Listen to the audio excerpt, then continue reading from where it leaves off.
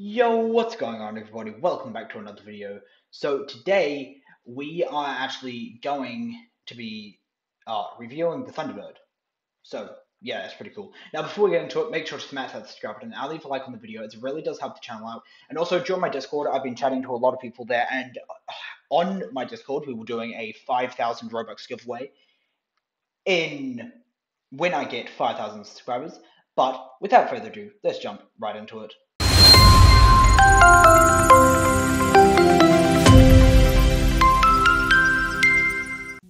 So, the Thunderbird is a $5 million vehicle, and it's pretty average. And today we are going to talk about it and basically why you shouldn't buy it. So, first of all, we're going to be talking about the obvious, which is I hate it so much when I start the radio by accident. I literally wish that you could just turn it off. Which is the fact that it can go in water. So, yes, that may be a good thing. However, if I could just actually get the glitch. Once you're on water for like a while and you do something like rob the plane or something like that, the Thunderbird just like rocks to its heart's content, and it's just uncontrollable. If I don't manage to get a clip, which I don't think I will put one on the screen now. Yeah, so as you can see, it's just ridiculous. And then we're going to talk about driving. So this is a $5 million vehicle, which is significantly more than the something like the Fury or the Nero, which is 3 million and 3.5 million. And what you're getting is the fact that it can drive in water if we are fast enough to get there, which we're apparently not. We're going to be doing a speed test, comparing it against the Nero, which I think is the most reasonable thing to compare it against. And then, yeah, so first I think that we're actually going to talk about the handling and some things that really bother me.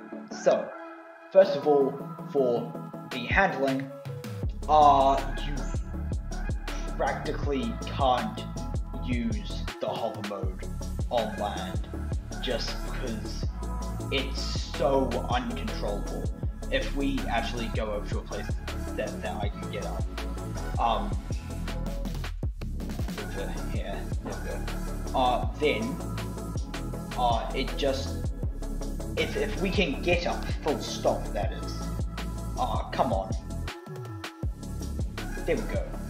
Then it just like turns instantly, and it's so uncontrollable, so difficult to keep straight and all of that stuff. Okay, so as I was saying, it's like impossible to get straight and actually properly drive when you're in hover mode. And so you're basically forced to drive it in normal mode, and when you're on the water, you know. So the next thing that really bothers me is okay, say I wanted to rob a ship. I'm not actually a criminal, as you can see, I'm a hero. But if I wanted to rob a ship, then okay, well, first of all, first thing is that you obviously can't get a boat. You can't drag the crates. Which, I mean, that's fine. That makes sense. However, it's not fine, because if I was fair, just finish the ship, I wanted to spawn a boat, then if I just find my hydro, voila. You can't spawn where I recently hit, and this is continuously being hit, so as you can see, that bar is not going down. And that's because it's the same thing when you spawn it. Hold on, if I go back on land, which is what you have to do, and just put that there, stay, don't move please. When you spawn it, it already starts with damage, so let's say that you spawned it accidentally, then, well, I mean, that's a bit of a problem. And it's just genuinely, like, that's so irritating that it doesn't work like that. And normally when I'm grinding with someone else, because as you saw before, a lot of the time, for some reason it's so difficult to go back on land, I would just leave it in the water, get on land, try to spawn something, and then remember, oh yeah, the game is dumb, I can't spawn it. Which I just think is the most stupid thing in the world. I mean, it makes sense, however, like come on, just let it not go back into the default mode. Like, let it, I don't know, spawn like this, or like make it spawn on water like that. That would be harder, but if it always spawns like this, then like, that would be fine.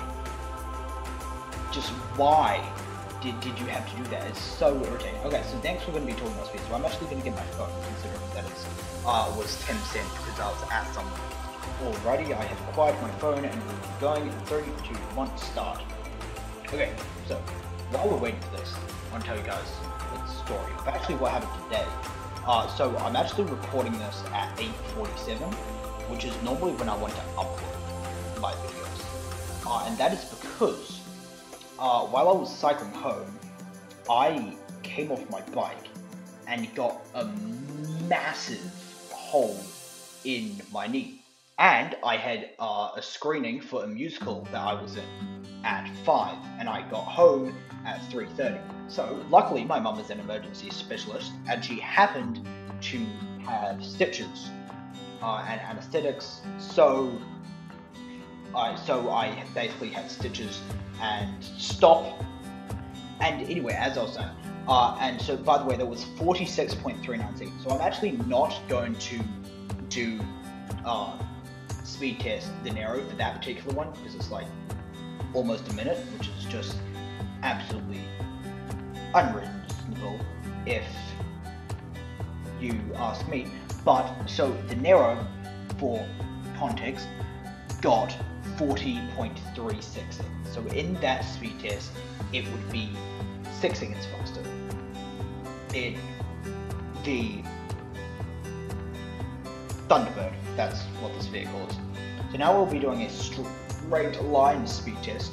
I won't be doing nitro, as it's literally just percentages, and it's all the same percentage of the video. So, and start. So anyway, I got stitches. And then so I went to the screening, so I was actually 5 minutes late, it was fine. But like, it was just really painful. Stop! So 11.85. So now we're going to be doing the Nero. And then, yeah. So, yeah, that wasn't fun. Like, at all. Anyway, where's my Nero? Oh, there it is. Right.